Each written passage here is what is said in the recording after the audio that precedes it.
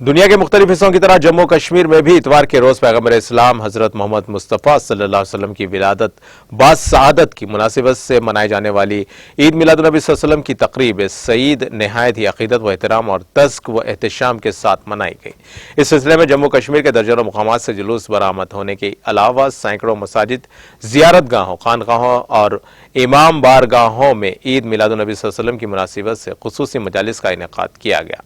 علماء اکرام اور ائمہ مساجد نے پیغمبر اسلام صلی اللہ علیہ وسلم کی زندگی کے مختلف گوشوں پر روشنی ڈالی، جبکہ نعت خوانوں نے نعتیہ کلام پڑھتے ہوئے موصولہ اطلاعات کے مطابق وادی کی مساجد، زیارت گاہوں اور خانقاہوں میں رات بھر جاری رہنے والی پر نور اور پر وقار شب خوانی کی تقریبات میں لاکھوں کی تعداد میں عاشقان رسول صلی اللہ علیہ وسلم وعظ و تبلیغ، دور دراز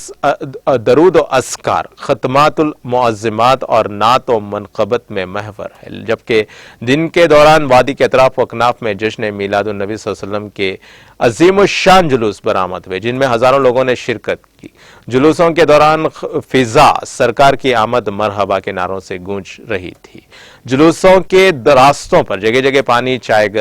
پانی اور چائے، گرم دودھ اور روٹی کا انتظام رکھا گیا تھا۔ اس دن کی مناسبت سے سب سے بڑی تقریب شہر آفاق جھیل ڈل کے کناروں پر واقع آثار شریف درگاہ حضرت بل میں منعقد ہوئی، جہاں وادی کے مختلف حصوں سے آئے ہوئے عاشقان رسول صلی اللہ علیہ وسلم نے شب خوانی کی روح پرور مجالس میں حصہ لیا۔ درگاہ حضرت بل میں عاشقان رسول صلی اللہ علیہ وسلم کے موئے مقدس کے دیدار سے بھی فیض یاب ہوئے۔